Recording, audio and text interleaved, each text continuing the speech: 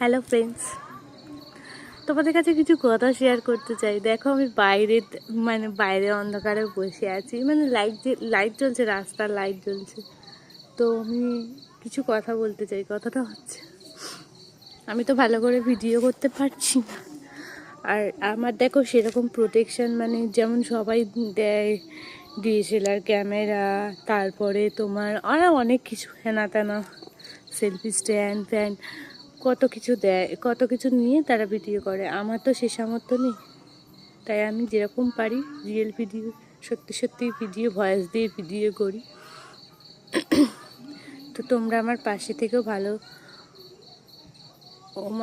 Like comment share করো, ভিডিওটা দেখো। আর অবশ্যই একটা কথা, যেটা যেটা ভুল ত্রুটি হবে ক্ষমা করে দিও, আর কমেন্টস করে বলো। তোমরা যদি না বলো তাহলে কি করে জানবো, তাই না? যে কী করে বুঝবো কীরকমভাবে বানাতে হয় না হয়। সবাইকে দেখি তাই ভাবলাম করি ভিডিও। তো বাট এই জন্যই ভিডিওটা করছি।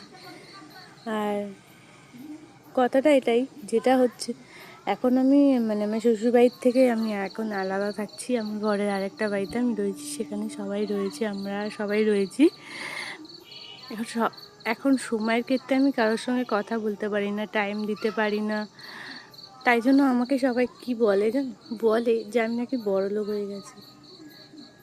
কাউকে টাইম না দিতে পারাটাই বড়লোক হয়ে যাওয়া, কাউকে টাইম না দিতে পারাটা অহংকার হয়ে যাওয়া।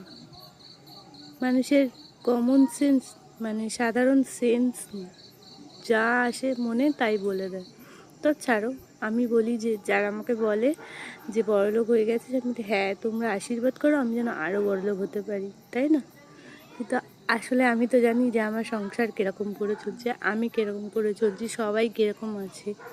একটা মেয়ের বিয়ে হয়ে যাওয়ার পর অনেক দায়িত্ব থাকে, সেই দায়িত্বগুলো নিভাতে দায়িত্বগুলো পালন করতে করতেই তার টাইম চলে যায়। অনেক বকে ফেললাম, ভাবছে কোথায় বসে বসে ভিডিও বানাচ্ছে, কোনো একটা নেই, কোনো ভিডিওর নেই, তাই না? গ্রাম থেকে উঠে এসছে। না, আমি কলকাতারই মেয়ে, ঠিক আছে? শুধু জাস্ট আমার ভালো লাগে না ভালো করে চুল ঠুল বাঁধা সবসময় সংসারের কাজে আটকে থাকি, তো অত চুল টুল বাঁধার টাইম পাই না। তাই জন্য এভাবেই আমি ভিডিও করি। তোমরা আমাকে এভাবেই ভালোবাসো, ঠিক আছে? টাটা।